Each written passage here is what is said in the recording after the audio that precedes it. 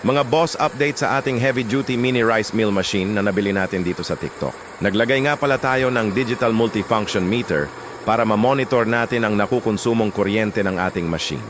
Sa pamamagitan nito ay malalaman natin kung kumikita ba o nalulugi tayo sa tinakda nating presyo kada kilo sa paggiling ng palay. Karamihan kasi sa mga rice miller dito sa amin ngayon ay nagsitaasan na rin ang kanilang mga presyo na pumapalo na sa 3 pesos hanggang 5 pesos bawat kilo ng palay. Pero sa akin ay 2 pesos per kilo pa rin ang singil ko. Kaya bumili na ako ng digital multimeter para accurate kong makwenta kung hindi ba ako malulugi sa 2 pesos per kilo ang singil. At dito nga natin napatunayan na kahit 2 peso per kilo ang singil ay kumikita pa naman kahit papaano dahil 12.5 pesos per kilowatt pa naman ang latest na bill dito sa amin.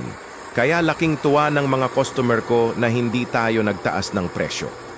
Kaya kahit papaano ay nakakatulong din tayo na makatipid sila lalo na ngayong krisis.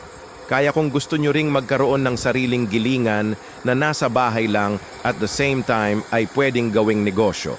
Bumili na rin kayo nito habang maaga pa dahil unti-unting tumataas ang presyo nito dahil in demand ito.